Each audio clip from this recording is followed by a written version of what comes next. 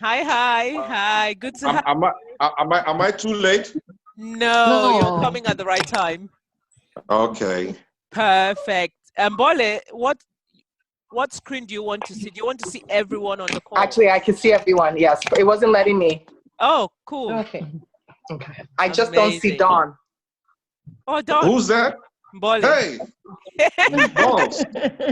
Balls. Are we meeting at the Diamond? No, not yet. That'll be a whole flight charter to get you guys on. Wow. Yeah, I just came in. I did the best I could. I'm sorry. Thanks, Dawn.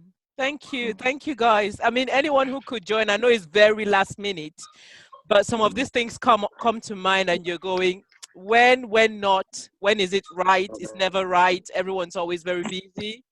So I had to just reach out and go, if you can, let's do this. And I guess as we do it, we get a hang of how it looks, what's the most flexible way of getting stuff like this done, and then getting slightly much more a broader perspective or coverage of people who can tackle different topics in a session like this. So this is purely a trial. And I'm quite happy that you all can make it, because there's just one person left and she might join later on. So if it's fine with you guys, let's crack on. It would help me if you just have a 1 minute introducing yourselves. I'm going to start from the top screen, left hand, that's Ruth Caspar. Really briefly, just tell us a bit who you are and what you do. Hi, I'm Ruth. I'm Ruth Caspar. I like to use follow because that's my husband's name. He says I use a lot of Caspar and he's not happy. So I am Ruth Follow. I am Canada, a mother of 3 and married. I am a CEO at one Italian company. I am into stocks and shares, and I am also into real estate with my husband. That's what we do for a living, and we have our own jobs by the side. Well, that's it. Amazing. Can we hear from you, Nora? Nora is with me in London, so can we hear from our London girl?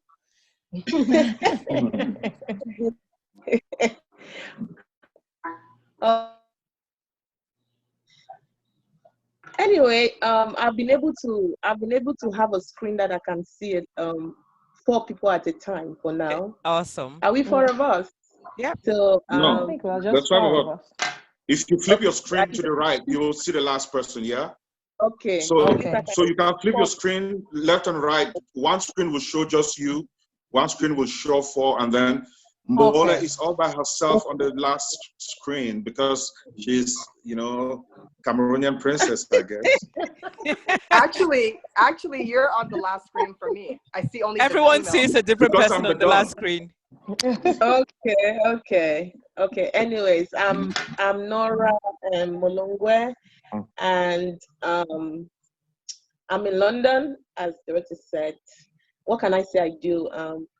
I run a home cake business, and then I'm also a sickle cell advocate, and I have a foundation called Emily Smile that takes care of sickle cell sufferers in Cameroon.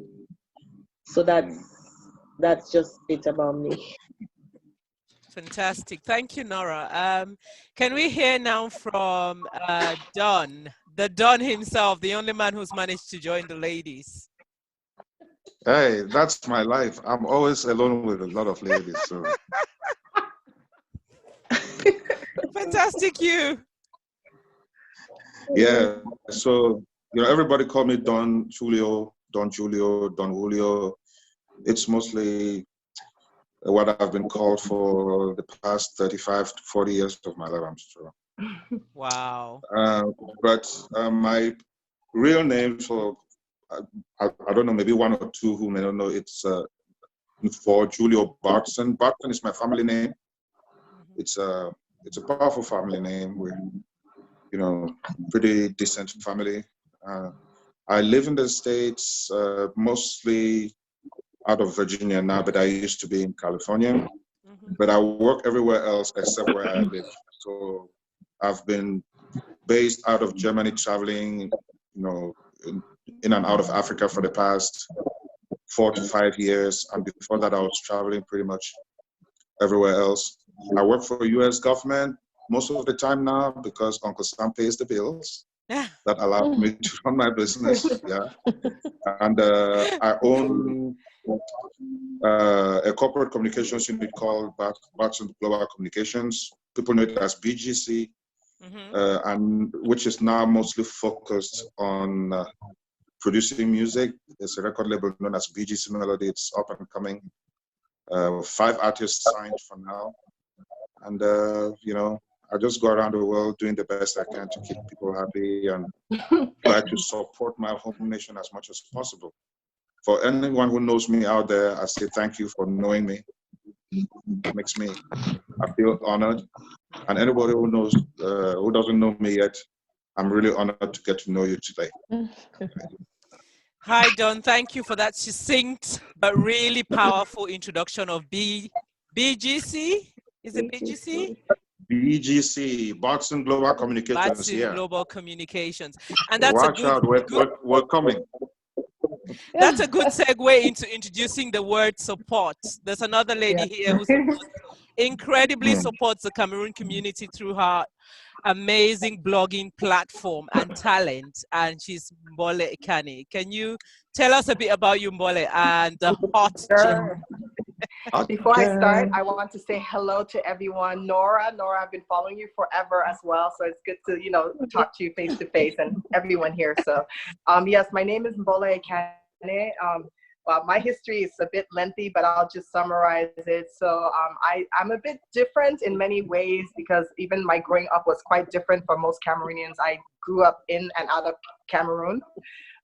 People don't know that till they actually talk to me and they ask me why my accent is back and forth. But yeah, so I actually right now live in the United States. I've lived in the US for over 30 years of my life. And US basically is like my home. Cameroon is my home too. And I work in the pharmaceutical industry. I'm a senior associate in the pharmaceutical industry, and that's something I've always enjoyed doing. So we focus on developing new drugs for patients that are sick. So that's one thing I do. And then another thing that I'm doing also, which I've been quite busy on for quite a while, is the Hot Gem that some of you might know about it. It's a media outlet which is online, and it really focuses on, fashion, lifestyle, entertainment, culture, and we're trying to make it a bit more Pan-African so we can tap into other countries outside of Cameroon. So that's something that I've been doing a lot of work on, and it's a great platform because it does promote a lot of Cameroonian, but the idea was not only to just promote Cameroon, it was basically really to showcase Africa. But for me, charity begins at home. So why not, give focus to your people and then expand it from there onwards. So yeah, that's what I'm doing. And I also have a registered company or business called the Hot Gem Media.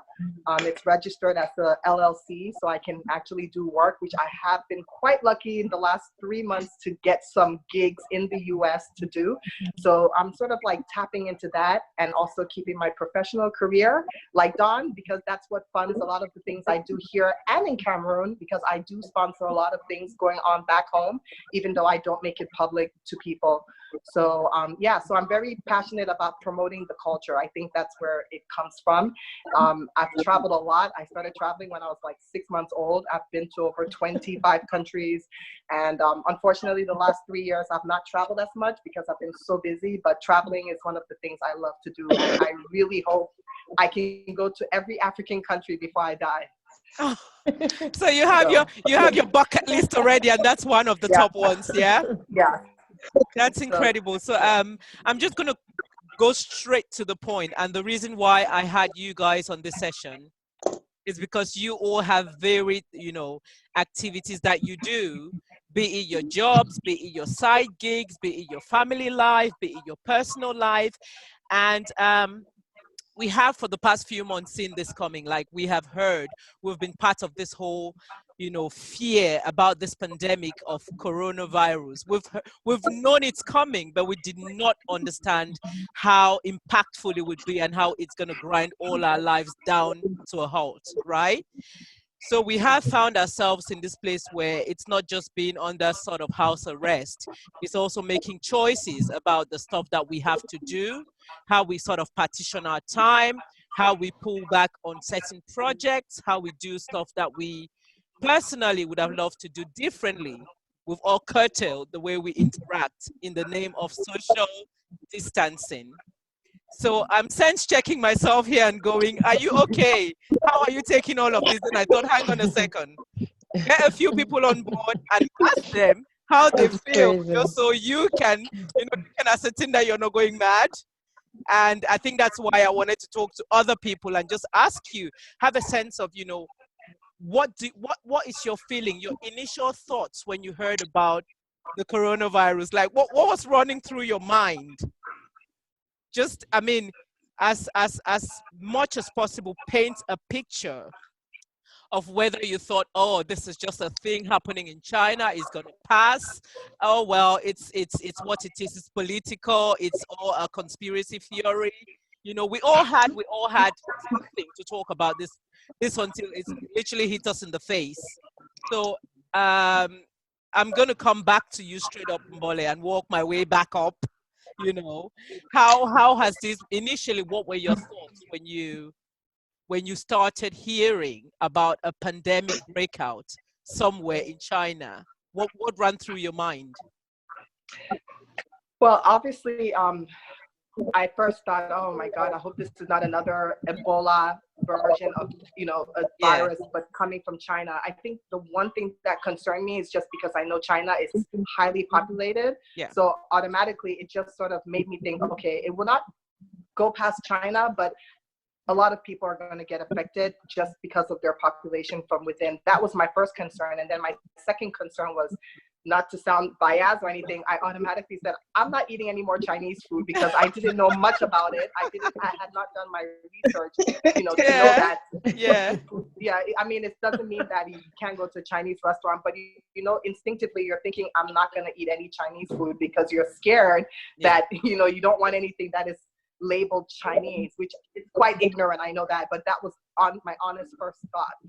And then as time started progressing, honestly, because of the way it's been handled in the US, I didn't really think that it would be that big a deal because they made it seem very casual. And that was the information that we were receiving, that it's a very casual virus that could be, it's like the flu, they could fight it, we'll get medications if needed. But then I think over the last 3 weeks, all that changed for me in terms of just even the information, and it really, really started freaking me out. So it's a serious thing. And I think that everything has changed in terms of how I do things, because now I'm very paranoid. I don't even want to see my family, because I don't know if they've been somewhere that, exposed to somebody who is careless. I know they're okay, but I don't know about everybody that comes in contact with them. And it's sad that you have to get to that point where you're so scared to get in contact with somebody who's not within your immediate space. Yeah. Dawn, we have seen everybody trying to grapple with understanding how this works and kind of what this virus means for you, for me, for my children, for your relatives, for your country, for Africa, for China, for Europe. And we've turned to sort of look up to politicians for reassurance. We've looked up to the medical practitioners for reassurance. We've looked up to pastors for prayers that have, we've heard all sorts of prophecies that this is going to end on the 27th of March. Lo and behold, this is the 30th of March. So we're looking at so many different people for reassurance, and we're all in a state of panic. But I know you, Don, you always have a logical response to things. So I was drawn to ask you, talk to me about your sense of I mean, who should we be looking towards? Like what's all this about? You see, this is the first time you actually asked a question for which I have such an easy answer. Tell us. This is the one time in life where the best answer is actually look to yourself. We always preach that people have to be altruistic, be generous, don't just think about yourself, always look after your family, look after your community, and so on. And the easiest and the best answer to this Wuhan virus that came from China. You know, that's also called the coronavirus. Yeah. Is first of all yourself. I'm Because if you laughing don't because take care of Donald Trump said yourself, the Chinese virus. I knew it came from China. I was hoping that somebody realized, you know, that, you know, I deliberately I know. wrapped around like a Frenchman to I get picked there. it up. You can't. You know, the Ebola virus is called the Ebola virus. Why? Yep. Because of the Ebola River Yep. in Congo where it originated. You see, Yeah. every other virus is named after where it originated. Exactly. Exactly. I don't have a problem with China that. has Me put too. so much fear Really? to the Western world Yeah. and into everybody else that people are scared of calling it by the name of where it originated. And Trump had to do it in a way that it sounded like bravado as opposed to being the norm. Okay? So I happen to work in a high information environment. Yeah. So I do get a lot of information that comes my way and a lot of data. So I knew long ago that Donald Trump was playing with fire. Why? Because we who do the type of job that I do knew that it was bad from the time China openly said it. Because anytime China admits something, it means they've been hiding the truth for very long. Yeah, I heard the news about it since before October last year. Absolutely, absolutely. It was, 2019, yes, it was already hurting. I believe that it was in Chinese good faith. Chinese good faith always means it's relative. We may be able to control this thing. If we control it and keep it within our borders, let's breathe, and made in China continues to thrive. If we cannot, then we will kind of sort of call WHO and let them know there's something going on, but that will give them enough time to, you know, help, and hopefully the rest of them will take it seriously. Yeah. And then it won't spread. Okay, now, I'm gonna say this thing has spread around the world a lot because the world's principal moral authority did not take it seriously. Yeah, that's better. Because they put Wall Street and they put, you know, the stock exchange and they put everything else ahead of basic human health. Because you can't count on China to do the right thing. But at least you should be able to count on the United States, on Canada, on the United Kingdom, you know, on countries like that to do the right thing. And when they knew this thing had gone across the borders, instead of telling everybody, like what we're doing right now, if it had been done in early January, we believe, the best analyst figures believe that maybe they could have kept it outside of China to maybe 100,000 at the most. Right. And fewer than 500 deaths. But they didn't because they didn't want to cripple the economy. The first reflex was, let's not scare the markets. Yeah. That's always the first reflex. That was it. Okay.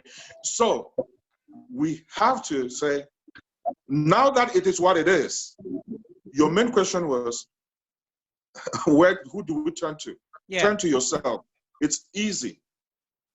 You can make a choice of not to believe this thing is there and it's as dangerous as it is and continue going with life as normal.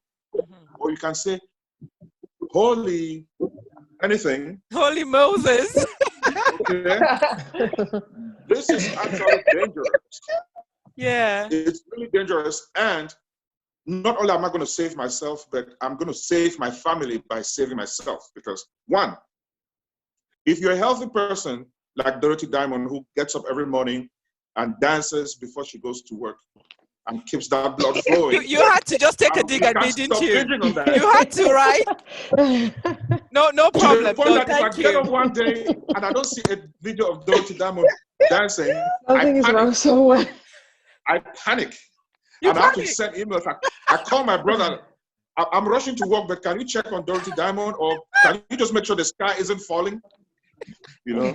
Okay, that's basically why I danced the other day, just to reassure people who know me that, guys, we can get through this, right?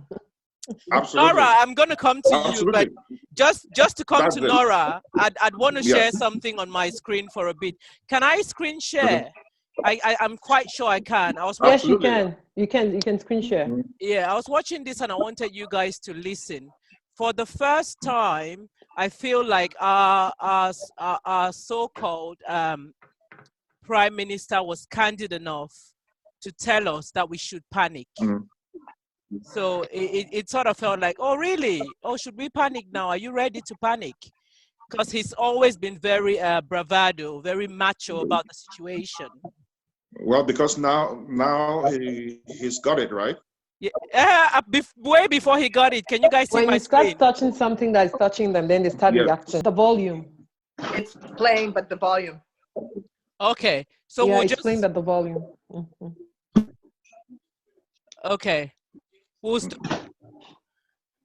So I've stopped playing it, but I can still hear it. So what I'll do is I'll just switch it off.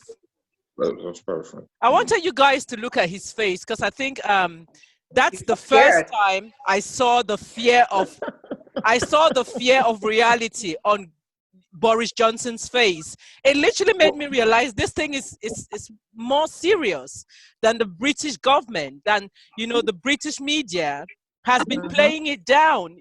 He literally looked like he's just come out of a meeting where he was told half of your nation is going to die. Exactly. We saw how this was contained in China. We're talking about 70 million people draconianly locked in a society, in a community, indoors, controlled not to move, because if you move, the virus moves. And we were here in the UK, partying, carrying on as if nothing was happening. Exactly. That put the fear of God in me. And then that's where I want to talk to you, Nora, about what is the sense you're getting from the UK? Because right now, everyone in the UK is realizing that the very British nature of being out there, outside, when there's a tiny drop of sunbathing naked, is gone. You can't even go to the park. It's that bad. All the kids are home. Everywhere is locked down. Nora, you're a mom. You've got your kids with you. How are you coping? What's the sense? What are you getting?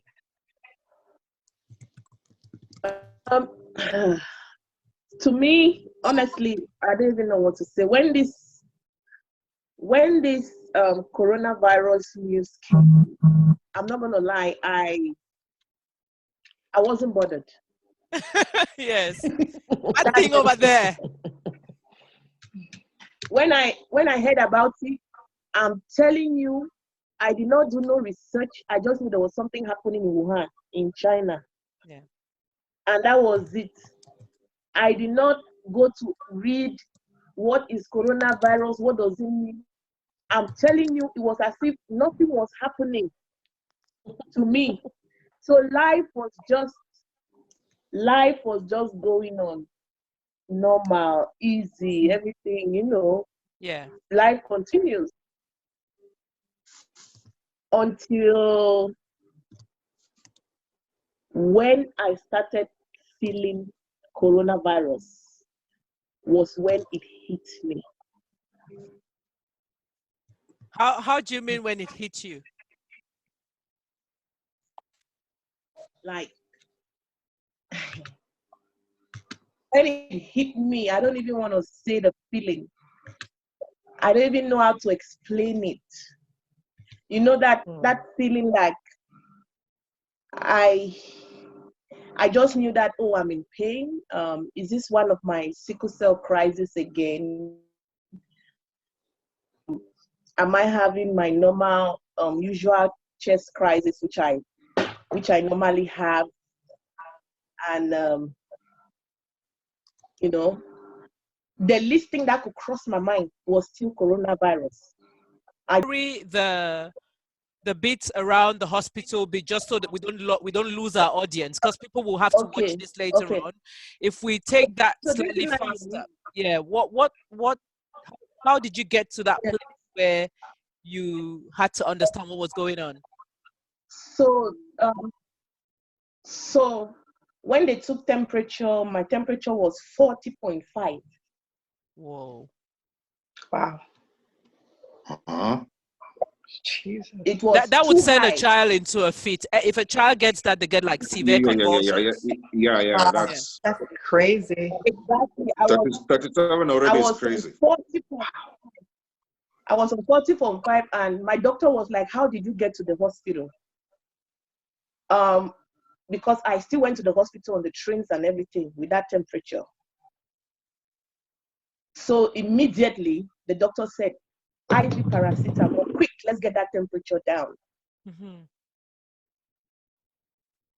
Then I just kept telling her my chest.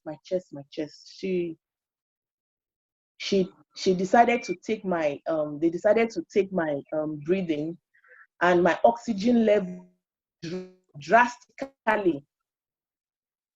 So my doctor now panicked and said, "Get her immediately, get her on the bed." So they took me from the chair. Normally the day ward has a chair. So they moved me from there straight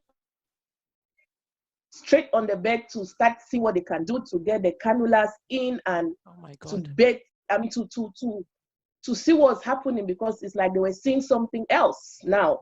So why didn't they instinctively, something is going on, there's a bug going on in the world, or there's a virus, which medical, we have learnings all over the world saying chest pain, fever, that. Why didn't they just? I don't know, but because normally with sickle cell and the chest pain, it could still be like some chest problem or an infection which is bringing the temperature, not necessarily COVID-19. Yeah. I think the chest problem, they had to do detailed tests now for the oxygen levels again, although the machine was saying 88 and put me on it, but the doctor wanted more details, and when they took blood from my wrist, they took it to the lab. I'm sure that was what pricked her, and she ordered for COVID-19 tests. They didn't even tell me. So I sat there with the oxygen mask and everything, everything settled down, and then they put the bloods and it was going on. So the shock was around 6:30.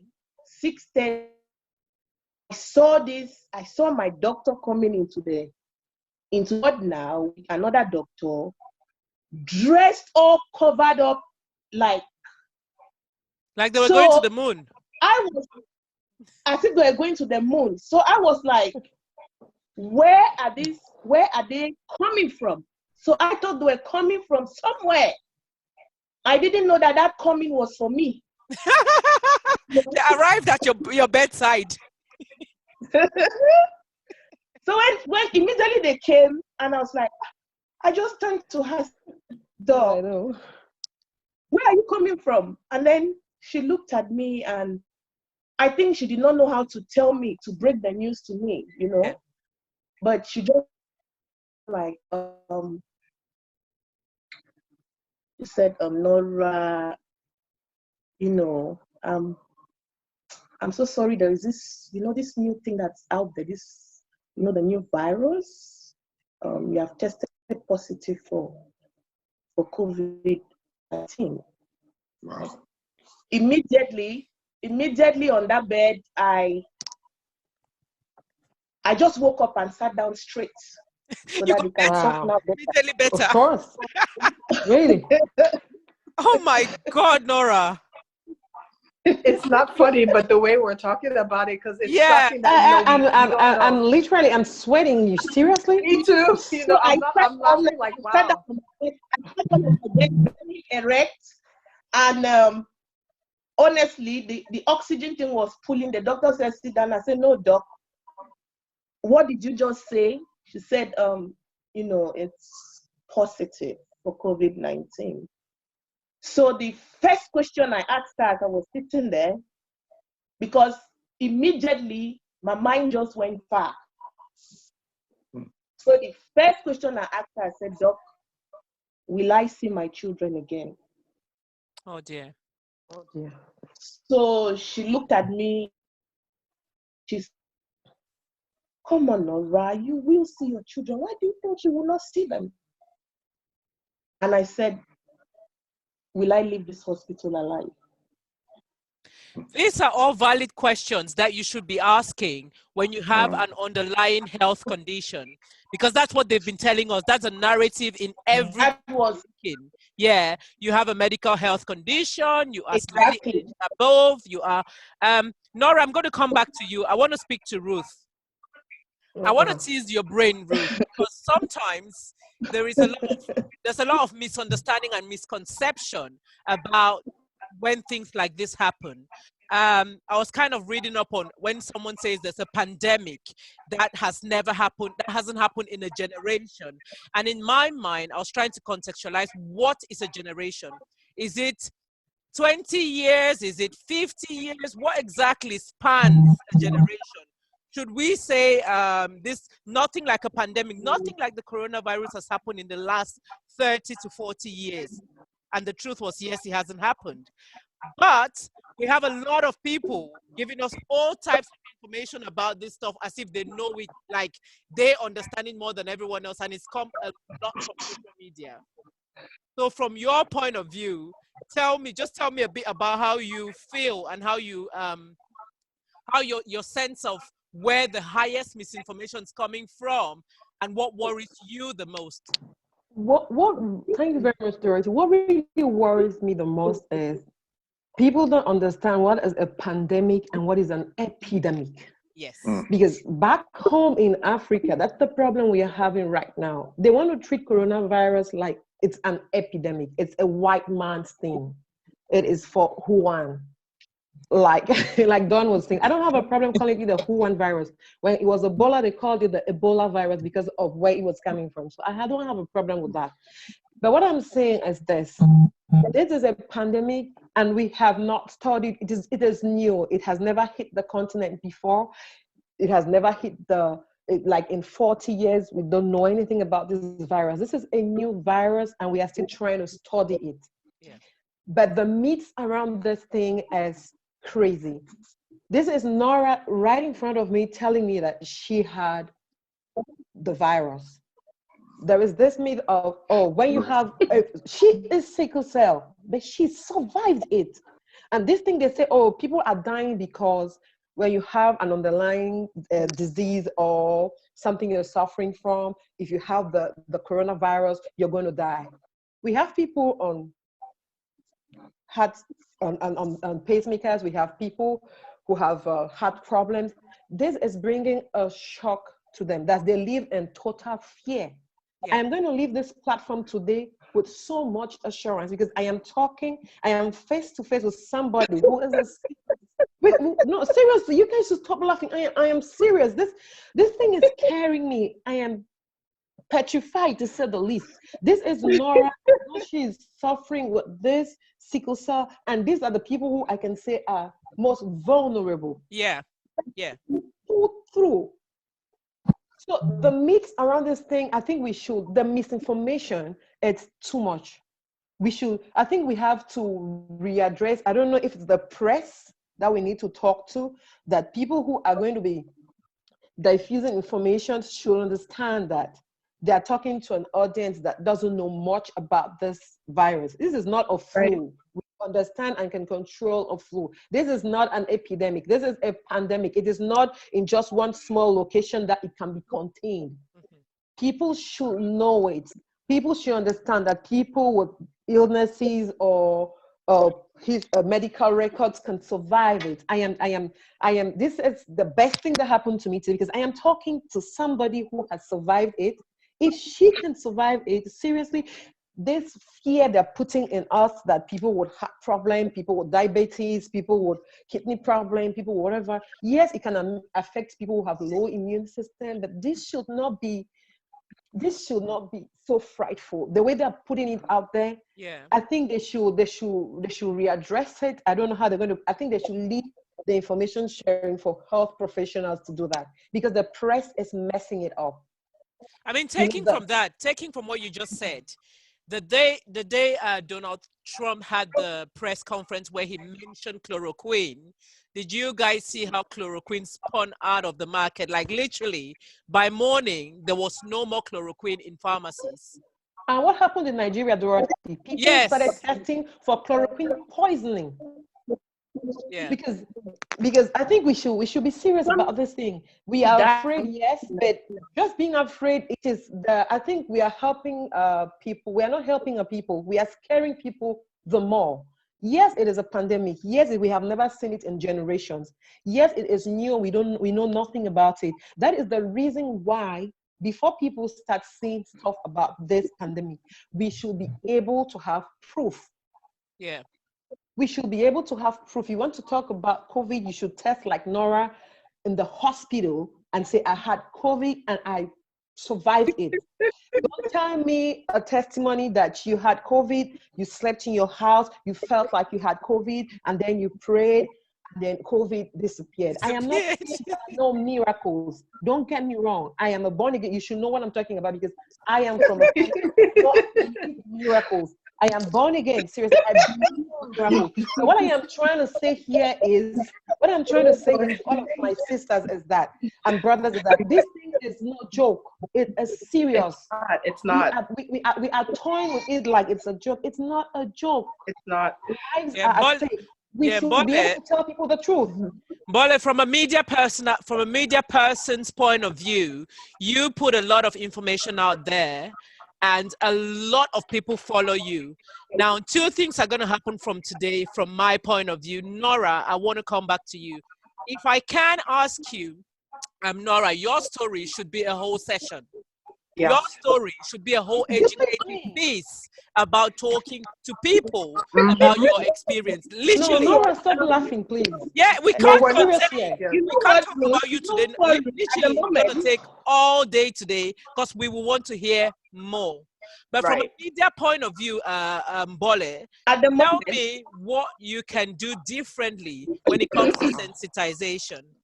All right, so it's funny that you brought that topic up because just yesterday I had a discussion with a friend where we were talking about, can you hear me? I'm sorry. Yes. So yesterday we've been talking about this ongoing, and also because I'm also like in the pharmaceutical industry, so I have a lot of friends who are in healthcare, so we talk about this all the time. And one of the things that we brought up was part of the reason why, let's take Cameroon for example, the reason why it will hit us very hard, and it shouldn't, is because people already link having coronavirus to being a stigma. They think it's a negative thing. And that's why it will spread, because look at Nora. I honestly, unless, I guess I must have missed it. I don't know if she ever posted it on her wall that she was this is the first time she's saying this, because I missed that, and I would have definitely reached out to her behind the scenes to get more information. But the major problem we have first as Africans, before I go globally, is the fact that we tend to always associate something that is perceived as being a problem or negative as negative. And I think that the problem that many people will have is that when they hear that you have coronavirus, they would assume that you did something bad to get this virus and now you're the one spreading it. They don't realize that you are just somebody who walked out to go to the grocery store. You may have touched something that somebody who got infected had, and you carry the virus. It's just like having a flu. You can't control it. So I think what I would do differently now, knowing about this, is not only would I put out information out there for people to know that, okay, at the end of the day, we need to let people know that it's real, because I've had a lot of people send us messages saying that, oh, why are you scaring people? You guys always put statistics, because we tend to put a lot of the statistics almost every day. And we want people to know it's real. And I think that not even the people, I live in the US, we know it's real, but because we have a lot of like Cameroonians and Africans, we need them to know that it is real. I'm sorry to be the bearer of bad news, but I don't want to lie to you guys. But at the same time, I think that we will also stress on the fact that it's okay if you have it. It does not mean anything is wrong. It's a virus. You guys need to let people know that you have it, because that's the only way that they'll be able to treat you. So when you bring in these people that are coming from France and America and all these other countries and hiding them in your homes, thinking that you're protecting them, you're actually making it worse for you who is hiding them, your family, and everybody else. It's not a stigma. if I have coronavirus, I'll be the first one to let people know, because I need people to know that it is real, and hopefully I would survive it. And I want people to know that I'm alive. I survived it. It's not everybody who gets it who will die. You know, so I think that will be something that will change differently, where we'll not stop giving the statistics, but we'll also encourage people to identify themselves if they have it. We're not saying call people out. You shouldn't have to call people out, but if you have it, it's not like a stigma. I mean, it's just like back in the day, people used to think AIDS was because you slept around. They don't know that you can get AIDS through transfusion. If you are taking blood transfusion to a surgery, you may have only been with one partner in your whole life and you get it because of that. But because of the stigma involved around it, people will look at people who have AIDS as, oh my God, they're promiscuous. Exactly. You know, now we know better. We educated ourselves. We know that that's not true. I won't see somebody I know they have HIV and just assume that is because they slept around. It could be many things that could have happened, you know. So that's how we need to take the coronavirus. It's not a negative thing. You just happen to have gotten it. You could not really prevent it. It's something that can happen. It's really because you have to be in contact with somebody who has it.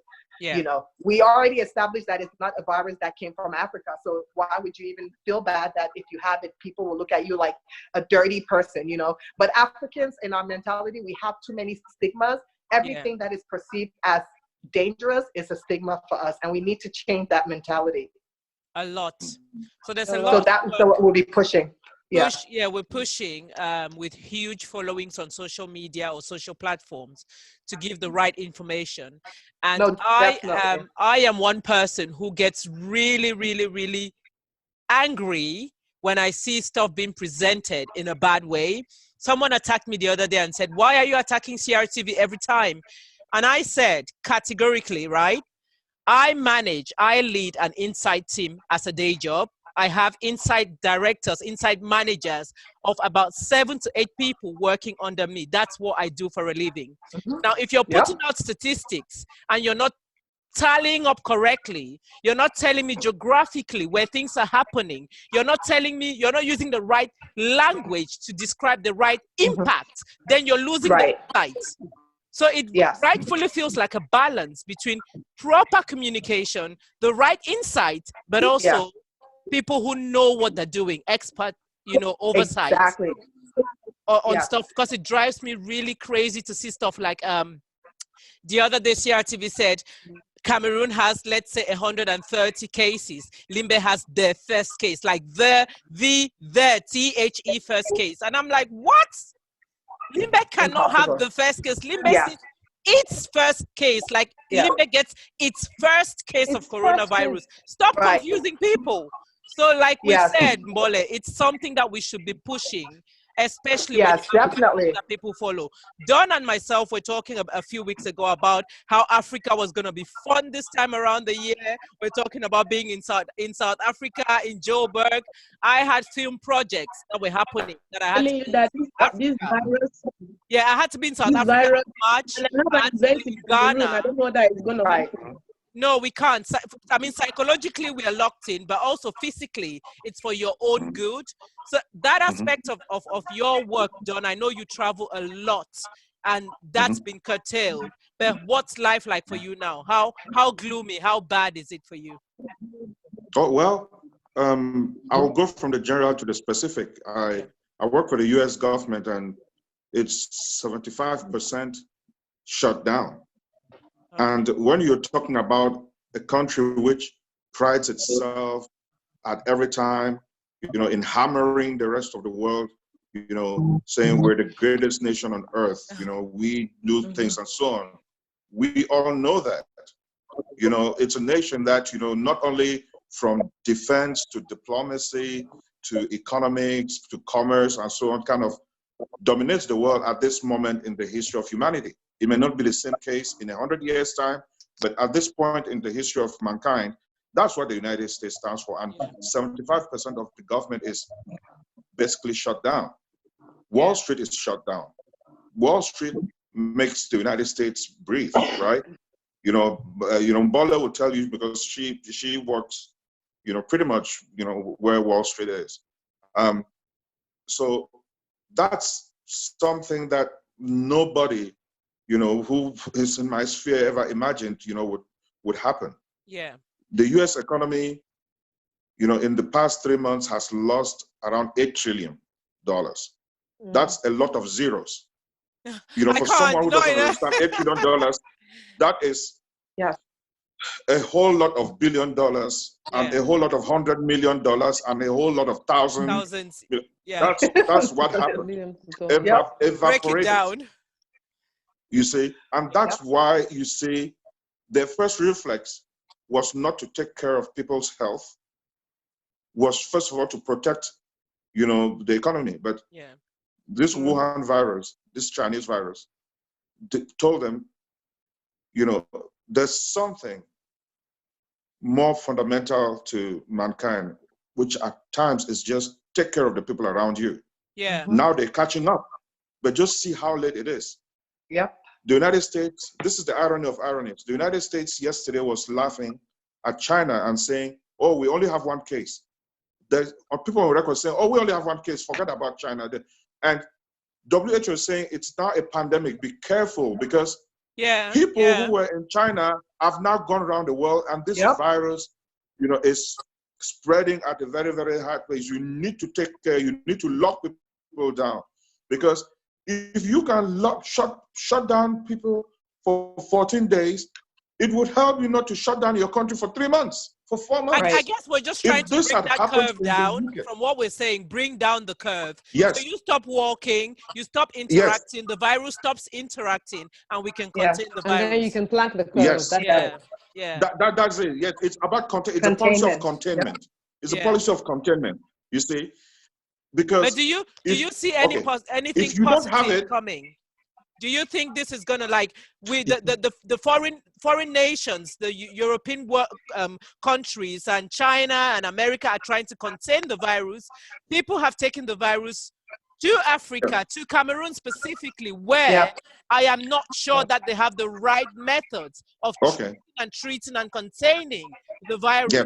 So that's my this is the sad now. part. That's the sad part. That's the sad part of what I'm going to say now, which is because it took the Western world, particularly the United States, so long, you know, and you know, it took them so long to take it seriously. Many people, you know, in Africa and the rest of the world didn't take it seriously. Exactly. And now that they've taken it seriously, they have the means to take care of it. You know, they can produce the economies that will allow them to eventually conquer this thing, you know, within maybe 2 months or so. Yeah. But we don't. For African countries, they cannot do that. The United States, it took them maybe 2-3 weeks to bicker around, but they still put out $2 trillion to take care of themselves. Yeah. Basically, they're going to print money. That's what's happening. They can print money, $2 trillion, and pump it into the economy and give it to people to go and spur the economy to start back, you know, to kickstart the economy. And we can't do that because we don't have things to back it up with. Where's Africa in this big, perfect picture of not there. fixing, reboosting the economy? We're not there. We are not there. If you saw that bill, if you saw that American bill, there was no, usually every American budget has 1% reserved for international aid and development and so on. It wasn't part of this trillion. They're not looking at Africa yet. Probably maybe 4 months down the road, somebody's going to wake up and like, how come, you know, we're not taking care of Africa, you know, and so. But right now they're not. So we have to generate our own ideas on how to kickstart the economy. Yeah. And are you going to count on Paul Biya for that? For example, if you talk about Cameroon, is that somebody that you believe right now is sitting there going, what can we do to make sure that we already have 40% unemployment by international standards, even though we know it's more? Yeah, I guess. How are we going to take, now we're going to end up with maybe 70% unemployment. So how do we get, because outside of government jobs, everything that is private economy in America is, in Cameroon is probably going to shut down. So at some point when they realize this thing is actually true, and that it's insipid, that it's destroying lives. So the point I'm trying to make is, The Western world learned about this and were late. That's why we have to come back to that first question you asked me, which is us, people that you're talking to. When you're talking to your families, friends, and so on in Cameroon, you actually have to tell them that, yes, it's going to be painful, but it's like that bitter pill that you have to take at times, you know, that surgery that you must go through in order to get well. The surgery for this thing, the surgery that takes care of, you know, this coronavirus is people actually have to stay at home for a time. What happens? If you don't have it, after 14 days, you will know you don't have it. Yeah. Right. If you have But it's a cycle, isn't it? you will Because start getting- every 14 days, I start worrying. Do I need another 14 days? Do I need that's the another problem. It's Because- almost bleak. It's so bleak. That's the Can I problem. chime in no, for a yes, second? because others are not following. Okay, let me give you one fact. China is officially at 81,000, you know, cases right now. They were climbing up. What did they do? That is the paradox. I think we've had this discussion. The paradox of dictatorship. We all want Draconian. democracy. It's draconian. Yes. Yes. But they shut down Wuhan. That's a city the size of New York. Yeah. And they put tanks in the street because they knew what they had to do to stop it. You stay at home. If you have those symptoms, you call. We will send people to pick you up. We'll quarantine you. And what did they do? They went and they built those makeshift hospitals, 3,000 beds times three. In a week, they had 9,000 to 10,000 beds. They were ready to take people who were sick and then start making sure that they can breathe. That was it. You see, in other societies, in the UK, in the States, it was hard because people are saying, "Oh, my freedom! You know, you can't stop my freedom. So I want to go around." Right. Well, it's a balance. Your freedom stops where the freedom of somebody else starts. Your freedom or your You're life. free to go around, but you're not free to take other people sick, right? Bola was That's trying the to say point. something. I'm Yes. looking I at wanted the to say time. Bola was trying to say something. No, I was just trying to add to Don's part that, you know, the big problem and my biggest concern is I talk to my family all the time and my extended family almost every day to tell them, please, you guys, make sure that if you're going anywhere, you know who you're talking to, you don't talk too closely. But my problem is people still have to go to work. And the thing about it is that they are going to work physically because we're so archaic. We don't have electronic means of working from home in Cameroon, which for me is still shocking. So how do you protect those people? If somebody is working for the public service, you physically have to go to your office, and in the process of going to work, you're going to be maybe in the staircase with people coming in and out. You're taking paper that somebody who's sick may have touched for you to sign. How much can you tell them to protect themselves? And then that person now goes home. Like, for example, my sister, she works in Cameroon. My family could stay home all day and she has kids. If she goes and God forbid she gets this exposure, the entire house is going to be exposed. Yeah. How do you deal with that? And that's where my concern is, where I feel like we're already living in a society where, yes, we have a lot of freedom of speech and stuff like that, but that's where a leader comes in and looks at the bigger picture.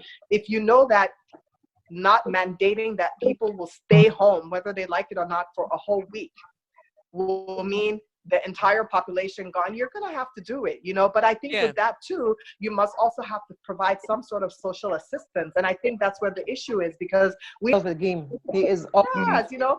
So my thing about it is that what are our rich people doing? What are the influential people doing? Look at Nigeria. I was just reading last week, all the Femi Otedola, Dangote, even Two-Face, all these rich people have been donating $1 billion. Every bank, UBA, Zenith Bank, Access Bank, all of them have given $1 billion in Nigeria towards this. What are our own banks doing? Where are our rich people? Where are you know? You're one of our rich people. You know. So where are our rich people? For me, before you give the word to somebody else, I wanted to respond to something Bola said. Okay, because Nora is trying to say something, Don. If we go to Nora, then we'll come back to Nora. Sorry. We were just talking about the downfalls in Cameroon. For me, when I sat on that hospital bed, and the way they were treating me, I only Cameroon. Every single day on that bed, I thought about Cameroon. Yeah. And to be very honest, care that I was given on that hospital bed, I don't see happening in any hospital in Cameroon. No. So all my friends who are sickle cell patients, I have called them personally and I've instructed them that stay at home, because if this thing comes near you, I don't know. How long did it take you, Nora? Nora? So I didn't want to go into the meat, the chunk of it, because like I've said to you, your story needs to be told, but in a much more, in a much more organized manner that would educate people more, not cutting chunks of, you know, between interviews with people. But I want to ask you, how long did it take you from when you were diagnosed to when you left the hospital? Actually, I was diagnosed on a Tuesday, and by Friday, I was fine. Wow. And I was discharged the next day. Wow. On a Saturday. So and from then, a Tuesday to a Saturday. On a Saturday. And then the waiting list for hospital ambulance, because they wouldn't let you go home on any public transport, not even a taxi. I see. Except family member that will come and get you. And you had to go home on a hospital ambulance. Well, no other patient. The waiting list was, they told me I was number 320 something. Oh my God. Wow. Do we even have ambulances in Cameroon? Like how I'm just navigating in my head the drama. Yeah. Usually a hotel like a hospital like Hospital Santa may have one or two that are usually bad. You know, so it's, I thought you were coming from a positive point of view. It's usually bad. In PSS Manson, in Bamenda Hospital, same thing happened to me again. The same experience of looking for oxygen cylinder. I just think about, in my mind, I'm like, if 10 patients, if 2 or 3 chronic patients are with, I'm telling you the truth, with the chest problem, they'll just be dying. So Nora, we have ascertained at this point that Cameroon cannot handle the crisis, the sort of crisis that you had, tantamount with everything else that patients go through in Cameroon, plus a pandemic like the coronavirus. We've just had our sister Tonge joined us. Hi Tonge, can you hear us? I think you're on mute, so we cannot hear you. Tonge is on mute. She's on mute, so we can't hear her. Because I'm on mute because I have a thought line with YouTube on, so I try to hear the song. I could hear the jingles in the background. Okay. Yeah, that's why I have it on mute. We've had pretty much almost an hour, and we're literally just trying to round off.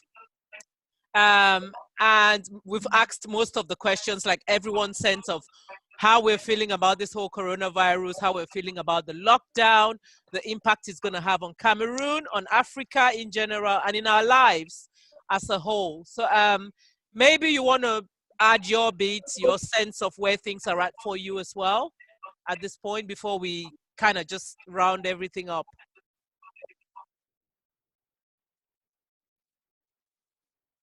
You're still on mute.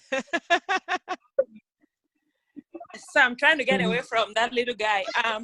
He will follow you. He will follow. Yeah. Tonge, it will help if you introduce yourself a little bit. Just have maybe a 30-second introduction, and then just tell us your piece. Okay. I'm going to cut. Yeah. All right. So my name is Tonge Ibai. Currently just moved to the US from Sweden a couple of months ago. I have a PhD in medicine and a little guy who is almost 2. And I've been following the corona pandemic for a while now, as everybody else, just been worried about the health circumstance in Cameroon, the healthcare system. Growing up in Cameroon and seeing how things are, I am scared. I'm sure you guys have spoken about all of this stuff, but I am just really scared that if things get worse, or if we get similar instances like we have in Europe and the US, it's going to be catastrophic for our families. So praying isn't enough. Sensitization and giving help, financial, not social help, but financial help to get infrastructure would be the best thing we can do from this part of the world.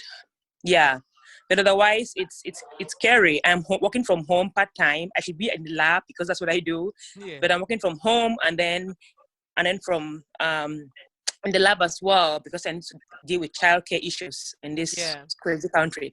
But otherwise, it's scary. We live in really scary times. So we're all just trying to balance our lives back. It's a new way of living. It's a new way of life that we need to adapt. And there's all this psychological, behavioral aspect to the coronavirus that we haven't even touched the tip of the iceberg. I think a lot of people are trying to cope in so many different ways. We've seen people spiral out of control on social media. I mean, we've seen all sorts of things happening, but everyone has a coping mechanism to deal with what's happening now. As we sort of round up this conversation, because we could go on forever, I just want each person to give me one takeaway, just something that you'd like anyone watching this this conversation to take home. Maybe a reassuring piece, maybe a piece of advice, maybe an experience that would reassure them and just teach them a bit more how to accept this new way of life. Ruth, I'm going to start with you because you're up there. I think I'll go back to what I got from Nora. Yeah. I've learned something today. People should understand that people can survive coronavirus even if you have some past medical history. People should be able to communicate rightly, because we need the communications, but they should make the statistics in such a way that we could understand as per location and numbers. And people should also understand that we don't just need social help. We need financial help. We need the assistance that we have. We need the assistance that we need the assistance. We need the assistance. Excuse me, please. We need the assistance. We need assistance. And people should also understand the coronavirus is it's going to pass. For me, I am worried about after coronavirus. I want people to also, while they are doing their quarantine or whatever they're doing, they should start thinking about how to live after coronavirus, because I am in the stock market. My stocks are going down. I've lost. People are now sitting on their cash. They don't want to invest. We don't know if it's the right thing to sit on your cash right now, or you need to invest or buy shares. You have people like real estate. Some of your houses are down. People can't visit because you don't have people coming because you're scared of the coronavirus. So people should start thinking of means to survive after the coronavirus. Yeah. Everybody's so focused about coronavirus. We're going to beat this. But what I'm saying is people should be mentally strong enough to stand the pressure after coronavirus. You need to meet targets. You have shares. You have people. You have the stock market that has gone down. America could react. Do you know why? Because they had to touch their finance. If it did not touch their finance, my dear darling, people would have still been dying like they died during Ebola virus. Yeah. So we should be careful. People have to start thinking of themselves. It is time for us to think of us, like me, like Africa, like Cameroon. How can we change this situation? Do we stop the importation? Because now we don't import. So we have raw materials enough. We have the youth force. We could start investing in our own things and stop. So this is the time for us to think. This is not the time for us we have to pray, but we need to think. Yeah. After coronavirus, what's going to happen? Yeah. People that are doing into shares, people are into the medical fees. Where do you need to invest? Where you don't need to invest? How are we going to cope this? All the things. We have a lot of people talking about how to survive coronavirus. But very few people are talking about how are we going to survive after coronavirus. Okay. People are going to go back to work. The pressure is going to be there. The mental health, the mentally, people are going to handle it. We have people who have to catch up. The workload is there. Yeah. The stock markets are crashing. So China is buying everything, and they're having the powers. Yeah. So mentally, let's just be mentally prepared for life after Mentally coronavirus. prepared for life after corona. It's important. Mentally. Thank you. Thank you, Ruth. Nora, one takeaway from you about this whole pandemic and what you think people can take.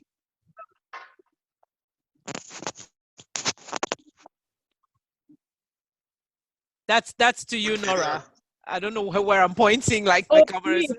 Yeah. So one takeaway from you to this audience on how you feel that they can. What can you give as either a reassurance, a piece of advice, or just a learning that people can actually use to overcome this pandemic?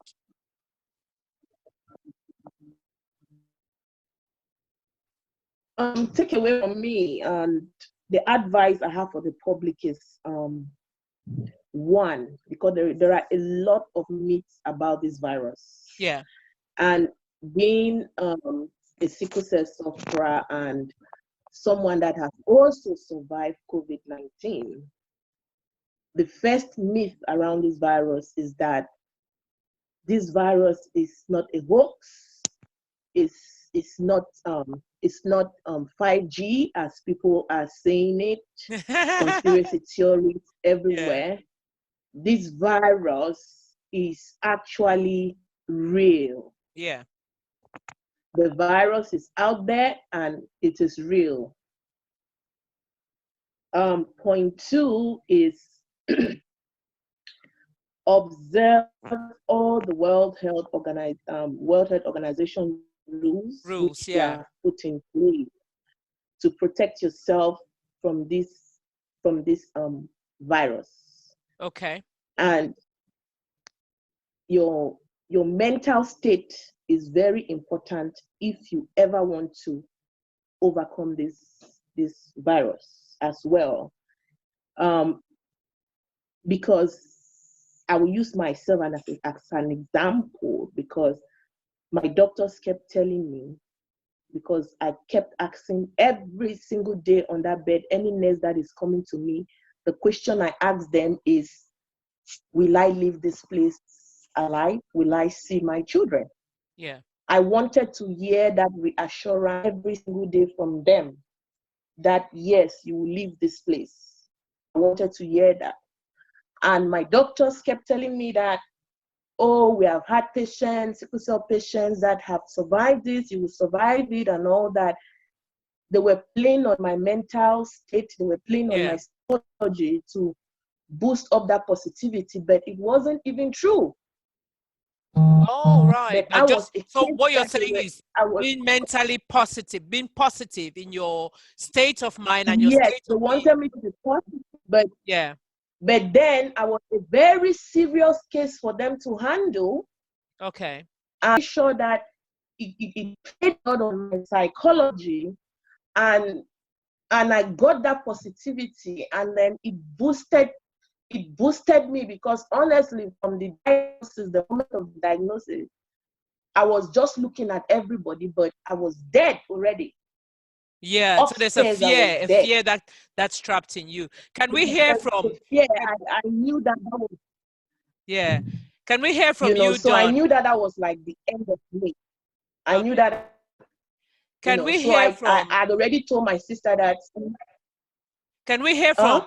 Can we hear from Don? Give us your points. Don, just give us your last takeaway points, because the meeting will cut off. So this is going to end. So everybody needs to have that last chance to just say a word. Advice, support, learning something that, someone's going to hold on to in this moment that we're all scrambling around. Yeah, absolutely. So I will just be, brief and say it's totally okay to make and share jokes about COVID-19. Yes. But COVID-19 itself is not a joke. It's real. It's serious. It hurts. And please, don't be, especially to the young ones out there, don't be the young guy out there who believes, that you're invincible. Yes. But you carry this virus and hurt a family member. Because you could carry this virus and be asymptomatic. You don't feel anything. It's still incubating in you, and maybe you have a powerful immune system. God bless you for that. But you go and give it to a family member who doesn't have the same strong immune system. And now you just killed your family. You just killed your friend. You just killed somebody else. You just wiped out a whole village. I've been reading anecdotes about some of the people who died in Spain. There is a situation of a whole family that died. Mother was dying, not knowing that the two daughters were next door, you know, in the same hospital dying. Oh dear. And all of it, it started with one person who went to a football match. You guys out there just need to know that, you know, this thing, it spreads really fast. Many people are wondering why Spain and Italy are, you know, were hit so horribly. It all started in a soccer game. Before Spain and Italy got, before it went so bad there, it was this game between Atalanta Bergamo, you know, and Valencia that happened in Milan. Before that, Spain had only three cases. It was during that match that everything just happened. 45,000 people screaming, shouting at each other with all the saliva going out and everything. Air particles. Yeah. Yes, air particles. Yeah. And by the time they went back, they had taken it into Milan. So people came out from Atlanta, very few people over there. And people from Valencia went back to Spain, took it back with them. The people in Milan took it, people went back. And that's how it just got bad in Italy. Look at Italy.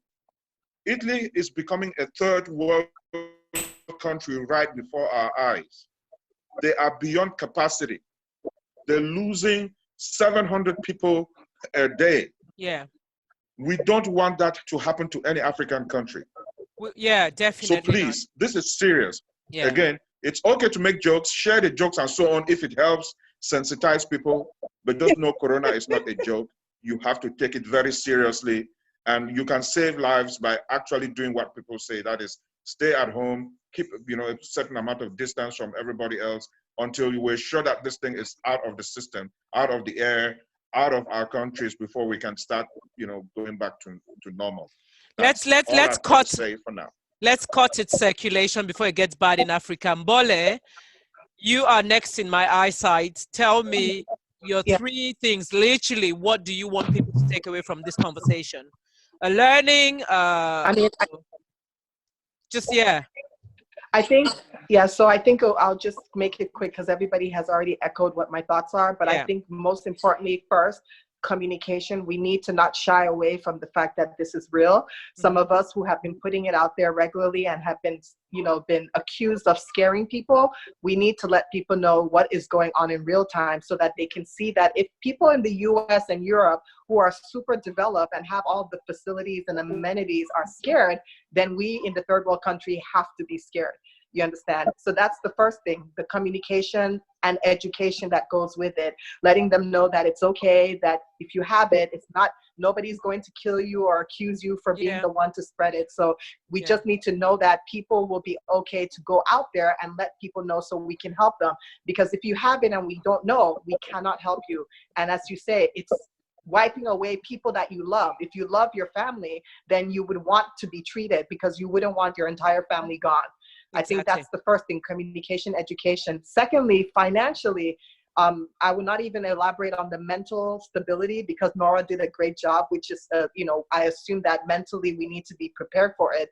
But from a financial perspective, I feel like if you're a leader or you're somebody who is financially able to help, please give something away. You know, you cannot, you're going to keep all that money to yourself, but everybody around you dies. Then how would you ever enjoy the money? This is why we make money, because even in the Bible, you share, you have to give your money out. We're not saying give your entire savings. So any little amount that people can donate, it will always help. Imagine if each of us, even with our own financial issues, if we each gave just 50,000 CFA francs, right there, we will be able to contribute almost 300,000. You know how many masks they could get for that?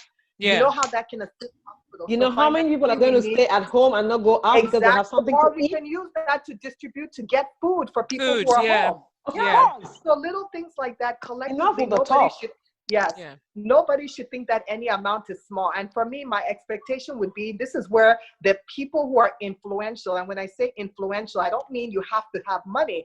Where are all our celebrities? Be it an artist, an entertainer, a techie, a person. Don, Yes, that's your area. this is where we need them the most. Celebrities. We don't need your songs right now. You don't need to get together and make songs because money is not going to come out. You guys put your heads together, contribute even 20,000 francs. Let people see that you're taking the initiative. Don't wait for government to save you because government can only do so much. You need to start on your own. So imagine we have all these artists. If each of them gave just 10,000 francs, we can easily contribute 200,000. When people see that they're taking that step, it's the action that people are looking at, not really the amount. And if people want to talk about the amount, that's where people like us will come and shut them down. Because you know what? You who's complaining, have you donated any money? No, have you done? Shut. Have you done? So that's the second thing. And then under financial, I want people to use this as an example to wake them up, to become more financially savvy, because you see, we tend to live in a very fast environment. Even us who are in the US and in the, bushland, we live sometimes and we forget that things like this can happen. We think that it happens in other centuries and it will never hit us. This should be a very good example as to why moving forward, after we overcome this, we need to be very open about finances, especially to people that have spouses, people that have children, because at any moment you can have a child. Anything and die. can happen. Do you have a will? Do you have an an insurance policy? Things. Yeah. We cannot shy away. So I think insurance policy, all that. Insurance policies, we need to have all these things in place, not just, let's survive the virus. It's any lessons learned that you can get because of this. Now it will make me think, oh my God, I need to have a will. If I die, who's going to get what? I want to make sure that, okay, my hard-earned little cash that I make goes to the people that I want it to go. Yeah. Then lastly, I think the third thing too is just also, again, sorry? She's Oprah, give to your dogs. Oh, no. Yeah, And then I think lastly, it's just to realize that if it can happen to somebody else, it can happen to us. We need to stop pretending that we are exempt, because even me, I could sit down today and decide to just go walk my dogs. I have 2 dogs, and God forbid I walk by somebody who has it and I catch it. I could be gone tomorrow. I was on Twitter yesterday, and this Cameroonian girl that I follow was saying that her aunt and the aunt's mom just died. The mom died the day before that tweet, which is on Saturday, and then the mother of her aunt died the next day from coronavirus. So it's real. So people should please take it seriously. I mean, I'm not saying that it will happen, but we need to be very cautious, and we need to stop depending so much on our government, or, let's try to take the little baby steps to take care of ourselves first.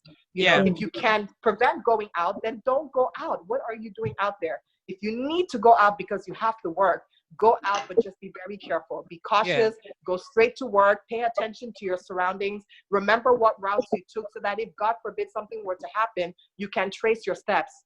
Yeah. Little things like that. So I think that's all the message I want to give. I won't add more because all of you echoed my thoughts already and have said even more. That's quite explicit, well explained. Thank you. Tonga, I'm going to wrap up with you just so we don't go past our call time. Any last thoughts that you want to add to the conversation would be helpful. And you're still on mute, Tonga. Am I on mute as well? Oh, no, I'm fine. Yeah.